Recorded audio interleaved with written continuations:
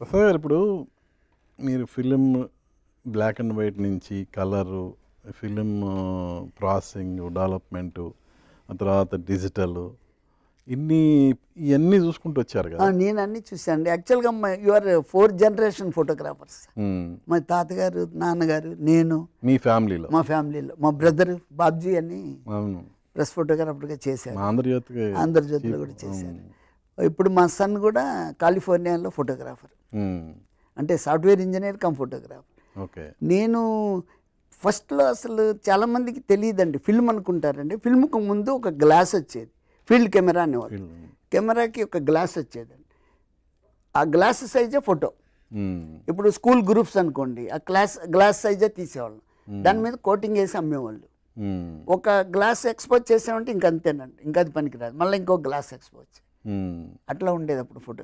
But అప్పుడు costly కాదు, తక్కువే. అప్పుడు ఫ్లాష్ కూడా లేదండి, బల్బ్ ఫ్లాష్ అని వచ్చేది, 50 పైసా అప్పుడు బల్బ్ ఫ్లాష్.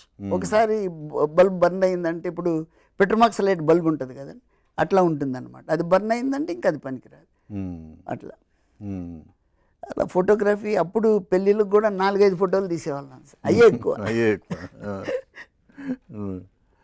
మరి గవర్నమెంట్ జాబ్ చేసుకుంటూ సడన్గా ఎలా అక్కడి గవర్నమెంట్ నుంచి? జాబ్ చేస్తూ మా నాన్నగారికి స్టూడియో ఉందండి కైకలూరులో, బాబుజీ స్టూడియో అని.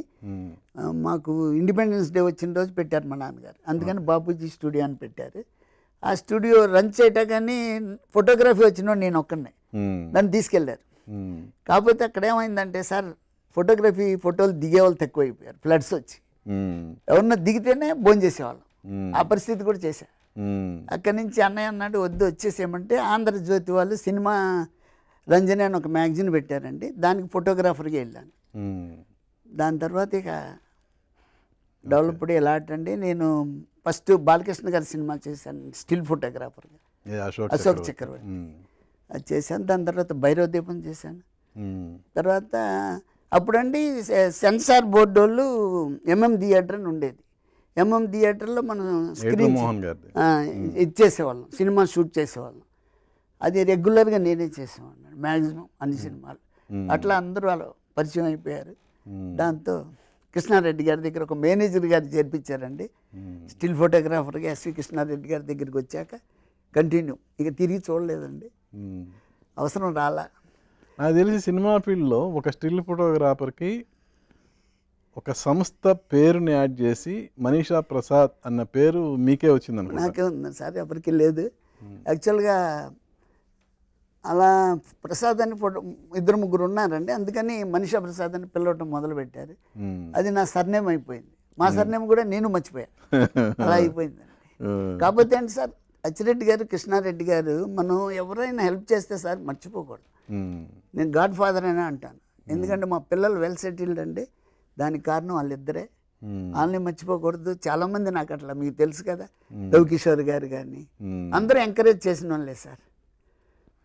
దాని తర్వాత ఇక సంపాదించిన పర్వాలేదు, లేకపోయినా పర్వాలేదని మనం ఇట్లా ఫోటోగ్రఫీ ఫీల్డ్లో దిగాము. సఫారీ 2-3 చేశానండి, నేను కూడా తీసుకెళ్తా సఫారీకి, వైల్డ్ లైఫ్ ఫోటోగ్రఫీ. యాక్చువల్గా వైల్డ్ లైఫ్ ఫోటోగ్రఫీ అంటే మన టైగర్స్, అన్ని యానిమల్స్ ఉంటాయండి. టైగర్స్ మన చుట్టూ తిరుగుతుంటాయి సార్, ఏం చెయ్యవు. ఏంటంటే జీపులోంచి కిందకి దిక్కకూడదండి, అదొకటే ప్రాబ్లం. జీపులోంచి దిక్కుండా ఉంటే ఏం చేయవండి. అంటే by birth of the tiger పిల్లలు మన జీప్స్ని చూస్తూ ఉంటాయి, పబ్లిక్ని చూస్తూ ఉంటాయి, కాబట్టి అంత అట్లకి అలవాటు అయిపోతుంది. సరే ఏం చేయవు, దగ్గరికి మన జీప్ చుట్టూ తిరుగుతాయండి, సో ప్రాబ్లం ఏముండదు. సినిమా నుంచి ఆ వైపు వెళ్ళటానికి ఏంటి రీజన్ ఏమైనా ఉందా? రీజన్ ఏం లేదండి, ఒక ఆవిడ మన సినిమా ఇండస్ట్రీ ఆవిడే వైల్డ్ లైఫ్ ఫోటోగ్రఫీకి వెళ్తున్నా వస్తావంటే సరే చూద్దామని వెళ్ళా. సుధా అని చెప్పి ఒక ఆర్టిస్ట్, ఆమె ట్రిప్లు వేస్తుందండి, వెళ్దామంటే సరే అని ఫస్ట్ టైం వెళ్ళానండి. So I like very much, I love my photography అండి, అది అసలు మెయిన్ రీజన్స్. ఇంకా తీయాలనే ఉంటుంది కానండి, తీసేసాం కదా, ఇంకా నేర్చుకోవాలి sir. So many things are there in photography. మెయిన్గా బర్డ్ ఫోటోగ్రఫీ రాము గారు చెప్పినట్టు చాలా speed of the bird moving అవన్నీ కూడా మనం ఫాలో అవ్వాలి.